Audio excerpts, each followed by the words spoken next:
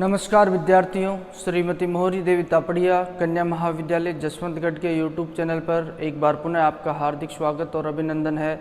मैं प्रवक्ता चंद्र प्रकाश गुर्जर। आज की क्लास हमारी बीए प्रथम वर्ष के छात्रों हेतु इतिहास विषय की होगी। इतिहास विषय के दौरान अगर बात की जाए, आज नए चैप्टर को स्टार्ट करेंगे। हमने जो पीछे की क्लास में बात की जाए तो हमने मौर्य काल को समाप्त किया था। अब मौर्य काल के पश्चात जो आज मौर्योत्तर युग है उसके बारे में हम पढ़ेंगे।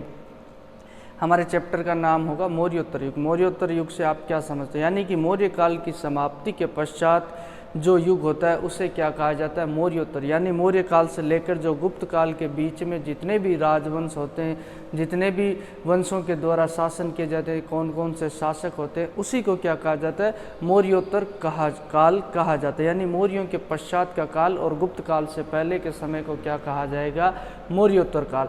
अब इस समय के दौरान किन किन राजवंश के राजाओं के द्वारा शासन किया जाता है, कौन कौन से राजवंश स्थापित होते हैं, और इससे संबंधित बात की जाए तो इस काल के दौरान कौन कौन सी घटनाएं घटित होती है, कौन कौन से विदेशी आक्रमण होते हैं। मूलतः अगर देखा जाए तो भारतीय संस्कृति पे मौर्योत्तर काल का बहुत ही विशेष प्रभाव रहता है। यानी मौर्य काल के पश्चात का जो समय होता है, और भारतीय संस्कृति को जानने समझने के लिए हमें मौर्योत्तर काल को पढ़ना भी बहुत ज़रूरी होता है। अब मौर्योत्तर काल के अगर अंदर देखा जाए तो कौन कौन से राजवंशों को हम पढ़ेंगे। एक तो शुंग राजवंश को पढ़ेंगे। शुंग राजवंश क्या होता है, शुंग राजवंश कौन सा है, इसकी स्थापना किसके द्वारा की जाती है। उसके अलावा जो पश्चिमी क्षत्रप है, क्षत्रप शासक होते हैं जो गुजरात की तरफ जिनका शासन होता है, उनके बारे में पढ़ेंगे। सातवान शासक है, सातवान राजा होते हैं तो गौतमीपुत्र सातकर्णी, ये जो हम देखेंगे तो कई राजाएं होते हैं, उनके बारे में पढ़ेंगे। भारतीय संस्कृति में और भारतीय संस्कृति के विकास में उनका क्या योगदान होता है। उसके अलावा जो कुषाण काल है, कुषाण काल को हम पढ़ेंगे, जहां बात की जाए कनिष्क जो वाकई में काफ़ी जो प्रसिद्ध शासक होता है जिसके द्वारा शक संवत की स्थापना की जाती है, उसके बारे में पढ़ेंगे। उसके अलावा बात की जाए तो कुषाण काल के जो व्यापार मुद्रा वगैरह है उसके बारे में जानेंगे। कुषाण कालीन जो भारतीय संस्कृति है उसके बारे में हम पढ़ेंगे। तो मुख्य रूप से जो कुषाण कालीन जो मौर्योत्तर युग में हम जो शुंग राजवंश है इसको पढ़ेंगे, पश्चिमी क्षत्रप शासक है उनको पढ़ेंगे। उसके अलावा जो सातवान एवं कुषाण शासक उनके बारे में पढ़ेंगे। कुषाण काल से संबंधित कुषाणकालीन कला और स्थापत्य के बारे में हम पढ़ेंगे, और कुषाणकालीन व्यापार और मुद्राओं किस तरीके से उसके द्वारा जो रेशम मार्ग पर नियंत्रण किया जाता है कनिष्क के द्वारा, और शक संवत प्रारंभ किया जाता है वर्तमान समय में जो राष्ट्रीय पंचांग है भारत का। तो इन सारे वंशों को जो मौर्योत्तर युग में सम्मिलित किया जाता है। यानी कि मौर्य युग के समाप्त होने के पश्चात जब मौर्य काल समाप्त हो जाता है उसके पश्चात जो क्या है, जो समय स्टार्ट होता है और गुप्त काल तक का जो दौर चलता है उसे मौर्योत्तर काल कहा जाता है। और इसमें कौन कौन से राजवंश हैं उसके बारे में तो आज हम बात करने वाले हैं शुंग राजवंश। ये शुंग राजवंश, इसका संस्थापक कौन होता है, इसके शासक कौन कौन होते हैं, उनके बारे में बात करेंगे। और इसके अलावा जो भारतीय इतिहास में इसका क्या जो महत्व होता है, क्या इसकी भूमिका होती है, उनके बारे में जिक्र करेंगे। ये शुंग थे कौन सी जाति से थे, कैसे इनकी उत्पत्ति होती है, इन सभी चीज़ों के बारे में क्या करेंगे, हम डिस्कस करेंगे। तो मैं बता दूं आपको सबसे पहले कि शुंग वंश की स्थापना किसने की। प्रतियोगिता परीक्षा की दृष्टि से भी ये जो क्वेश्चन है जो आपके काफ़ी महत्वपूर्ण है। प्रतियोगिता परीक्षाओं में अक्सर ऐसे प्रश्न पूछे जाते हैं, जैसा कि आपसे पूछ लिया गया कि शुंग वंश की स्थापना किसके द्वारा की जाती है, तो शुंग वंश की स्थापना पुष्यमित्र शुंग के द्वारा की जाती है। तो अंतिम मौर्य सम्राट कौन था, अंतिम मौर्य सम्राट वृद्धरथ था।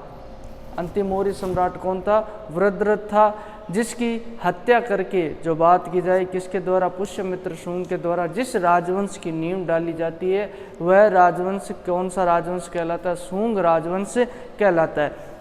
अब शुंगों की उत्पत्ति को लेकर, इनकी जाति को लेकर काफ़ी जो मतभेद और विवाद की स्थिति हमें देखने को मिलती है। इतिहास अक्सर तुम देखते हो, ज़्यादातर शासकों तुम गुप्त काल को हम पढ़ेंगे तो उनकी जाति को लेकर भी विवाद होगा।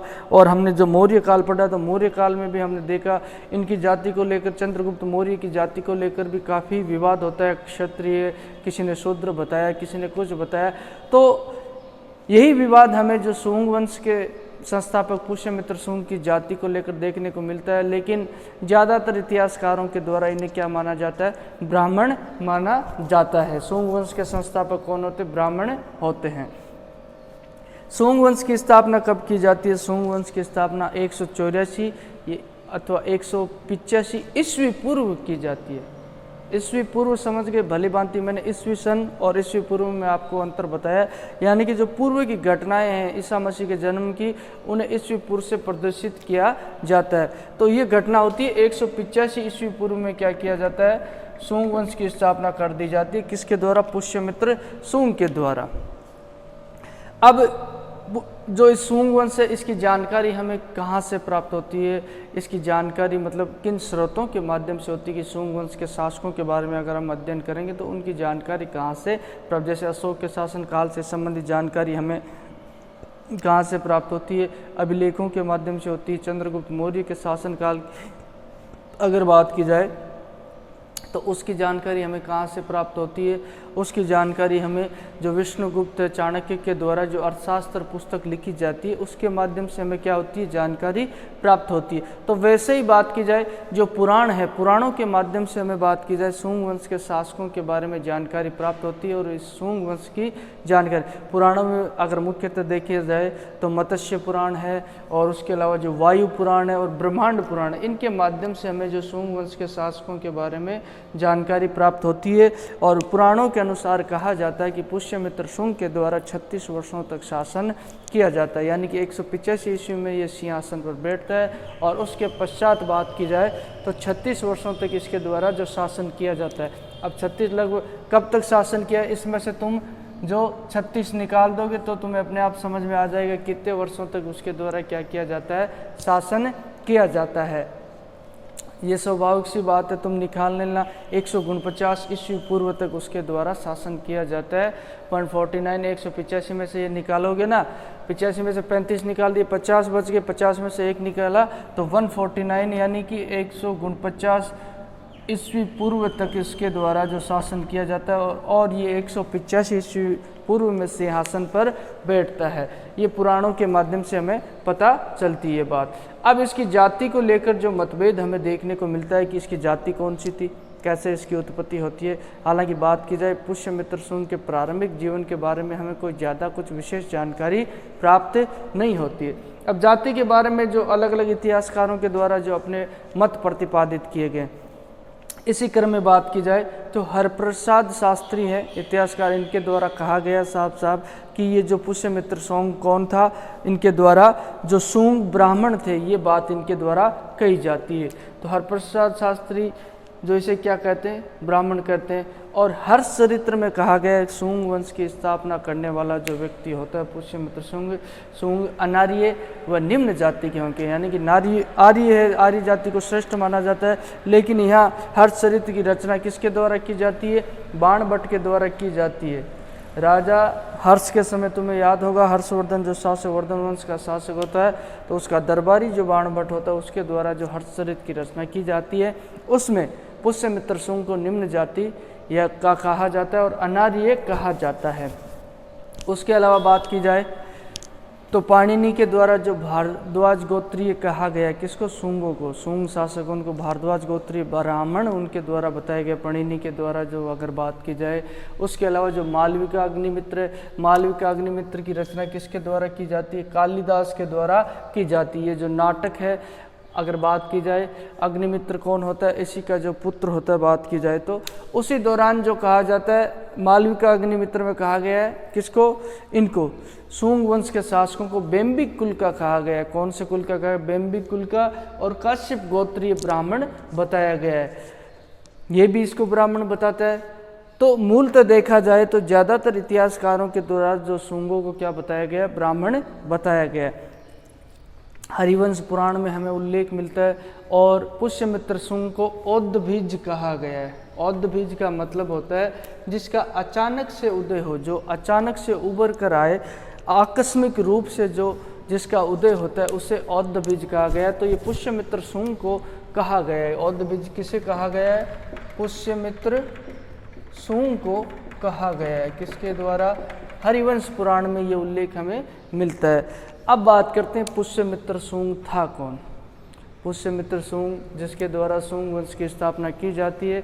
हालांकि अगर बात की जाए तो इसके प्रारंभिक जीवन के बारे में हमें कोई विशेष जानकारी प्राप्त नहीं होती। जैसे चंद्रगुप्त मौर्य की हम बात करते हैं, उसके प्रारंभिक जीवन के बारे में हमें ज़्यादा जानकारी प्राप्त नहीं हो पाती। उसी तरीके से पुष्यमित्र शुंग के प्रारंभिक जीवन की जानकारी हमें बिल्कुल प्राप्त नहीं हो पाती है।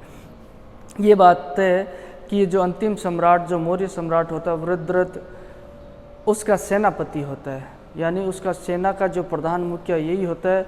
और कहा जाता है कि इसके द्वारा जो प्रज्ञा दुर्बल, यानी प्रज्ञा दुर्बल किसे कहा जाता है? प्रज्ञा दुर्बल, प्रज्ञा दुर्बल, प्रज्ञा यानी बुद्धि, यानी कि जो दुर्बल बुद्धि वाला व्यक्ति होता है उसे प्रज्ञा दुर्बल कहा जाता है। कहा जाता है कि पुष्यमित्र शुंग के द्वारा जो अपने राजा प्रज्ञा दुर्बल शासक की हत्या करके सिंहासन पर क्या कर लिया था?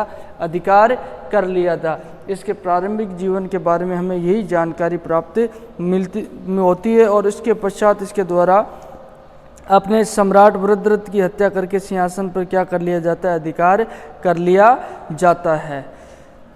अब किस समय, कौन सी तिथि को इसके द्वारा जो सिंहासन पर अधिकार, यानी शुंग वंश की स्थापना कब की जाती है, तो इसके बारे में अगर इतिहासकारों के द्वारा जो निश्चित तिथि निकाली गई है वह किसके अनुसार निकाली गई है कि पुराणों में बात कही गई है कि 137 वर्षों तक मौर्य शासकों के द्वारा शासन किया गया। किसके द्वारा? मौर्य शासक, यानी कि चंद्रगुप्त मौर्य से लेकर जो कहाँ तक होते हैं? वृद्धरथ जो अंतिम सम्राट होती है वहाँ तक मौर्य शासकों के द्वारा 137 वर्ष तक शासन किया।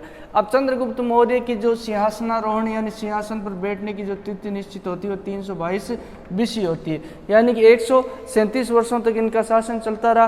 अब ये घटते हुए क्रम में ईस्वी पूर्व की बात है, तो 322 में से तुम निकाल लो, 322 में से -137 निकालोगे तो अपने आप जो 185 आ जाएंगे, यानी कि ये ईस्वी पूर्व। इसका मतलब है इसके द्वारा 137 वर्ष तक तो मौर्य शासकों के द्वारा शासन किया। उसके पश्चात शुंग वंश की स्थापना किसके द्वारा? पुष्यमित्र शुंग के द्वारा 185 BC में कर दी जाती है, यानी कि BC बोले तो ईस्वी पूर्व में कर दी जाती है। ठीक है, ये पुष्यमित्र शुंग के द्वारा इस तरीके से शुंग वंश की स्थापना की जाती है। और मुख्यतः देखा जाए तो पुष्यमित्र शुंग के शासन काल में जो बात की जाए इसके द्वारा 30 वर्षों तक शासन किया जाता है। कितने वर्षों तक? 36 वर्षों तक। पुराणों के अनुसार कहा जाता है कि पुष्यमित्र शुंग शासक कब तक रहता है? 36 वर्षों तक क्या रहता है? शासक रहता है। और उसके शासनकाल की जो प्रमुख घटनाएं बात की जाए उसमें एक विदर्भ का युद्ध, यवनों का आक्रमण यानी कि विदेशी आक्रमण होता है, और उसके द्वारा जो अश्वमेध यज्ञ करवाया जाता है, ये 3 इसके मुख्य शासन काल से संबंधित क्या होती है? घटनाएं होती है।